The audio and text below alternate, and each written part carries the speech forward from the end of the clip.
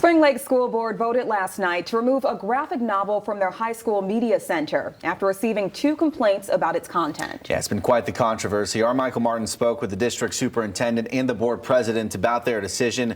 He's live in studio with what they had to say. Michael? Max, Jamie, well, Superintendent Dennis Furton says the district will certainly abide by this decision made by the board vote. He does not want to set a precedent of swiftly restricting access to potentially controversial materials whenever there's a parent complaint.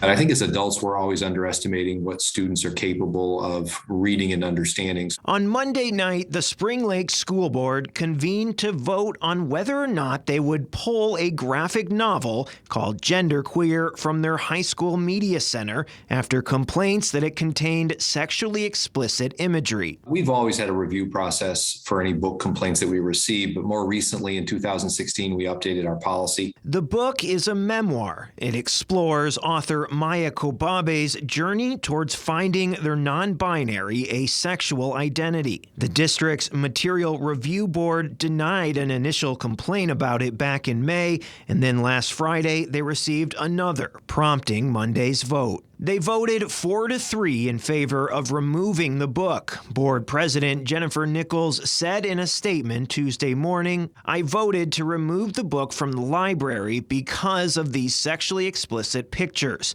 I knew my decision would have consequences, and I voted my conscience. Our board was divided, and I respect each one of my fellow board members' positions. I know this decision was not easy for anyone." I think we have to be very conscious moving forward that we don't continually create barriers for students to access literature that they have an interest or a need in finding. And that's going to be the balance moving forward. While the book will still be available in the district through counselors, social workers, and psychologists, students will need their parents' permission first. Superintendent Furton says he plans to meet with the school's LGBTQ+ club in the wake of the decision. Those are a priority for us to meet. We are not going to have these students be further marginalized by a decision such as the one that was made last night. We're going to fight against that. You can view every piece of media in the district's media centers on their website, and Superintendent Furton encourages parents to trust the process they have in place